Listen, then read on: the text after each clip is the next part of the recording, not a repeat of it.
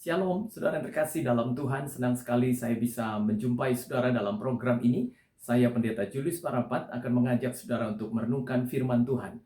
Hari ini firman Tuhan terambil dari Amsal pasal yang ke-18, ayatnya yang ke-10, yang saya akan bacakan untuk Bapak Ibu sekalian. Demikianlah firman Tuhan. Nama Tuhan adalah menara yang kuat, kesanalah orang benar berlari dan ia menjadi selamat. Haleluya, puji Tuhan. Saudaraku yang terkasih di dalam Tuhan, nama Tuhan disebut sebagai menara yang kuat dalam ayat ini. Inilah kalimat yang harusnya membuat kita bersyukur bahwasanya kita punya Tuhan yang namanya adalah menara kekuatan. Memiliki Tuhan yang seperti ini adalah lebih dari sekedar memiliki kekayaan, kehebatan, dan kelimpahan sekalipun.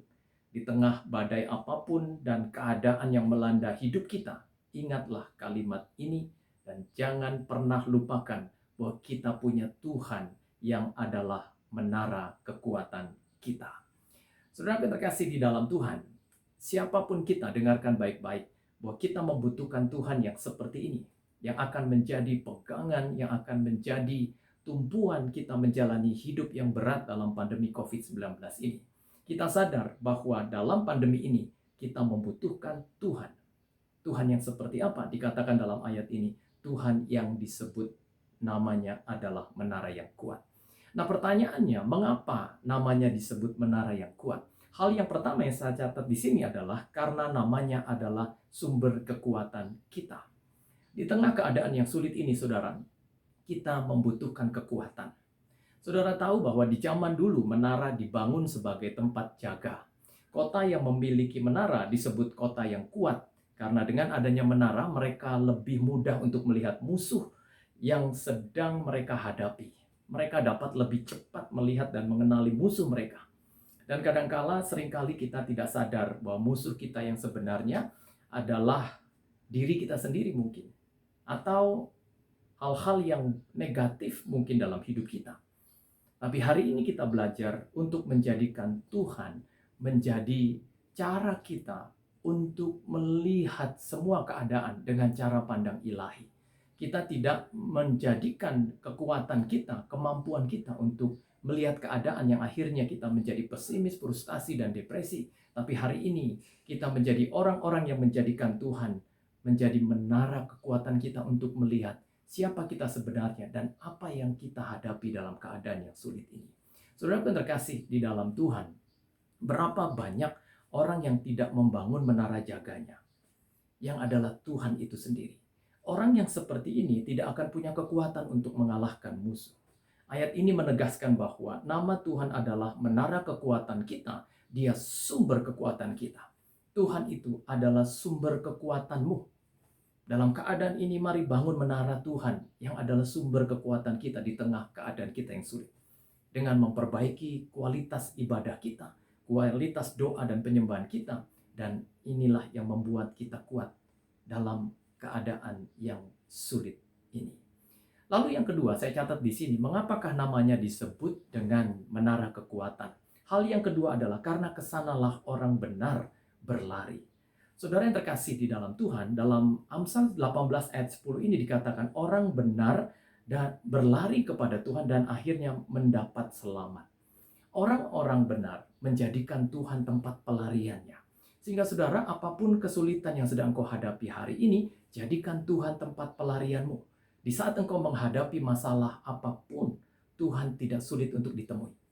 Di dunia ini banyak tokoh-tokoh agama yang sulit untuk dijumpai. Bahkan mereka memiliki protokoler untuk ditemui sehingga tidak gampang untuk kita jumpai dan ketemu dengan mereka. Tetapi Tuhan, Dia beda dengan tokoh-tokoh agama. Alkitab mengatakan bahwa Dia Tuhan yang bisa dijumpai kapanpun. Engkau bisa mendekat dan semakin mendekat.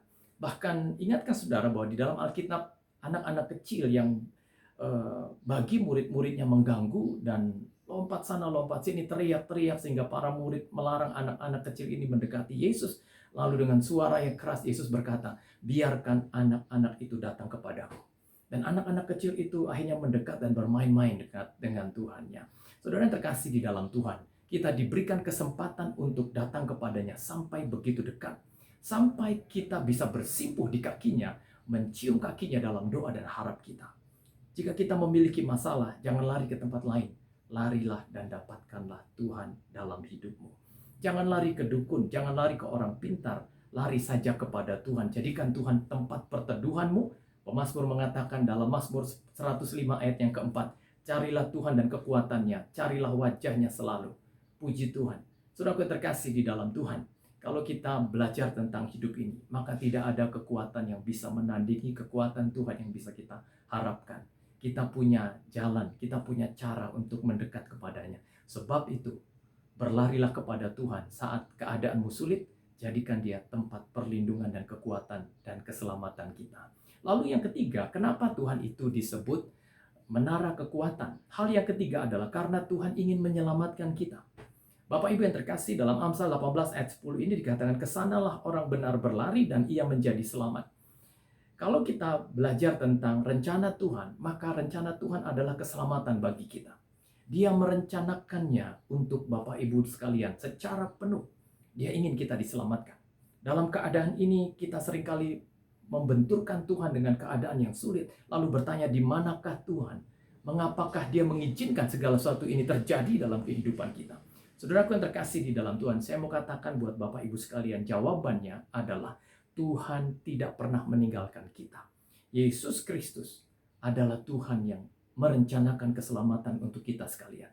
Kalau ada orang yang meninggalkan Tuhan dalam keadaan ini, sungguh dia adalah orang yang sangat tidak beruntung. Sebab itu, dapatkan Tuhan dalam hidupmu dan terimalah keselamatan yang datang daripada Dia. Doa saya menyertai Bapak Ibu sekalian, maju terus dalam Tuhan. Kita punya Tuhan yang disebut menara kekuatan kita. Selamat menjalani kegiatan kita sekalian. Tuhan memberkati Bapak Ibu. Shalom.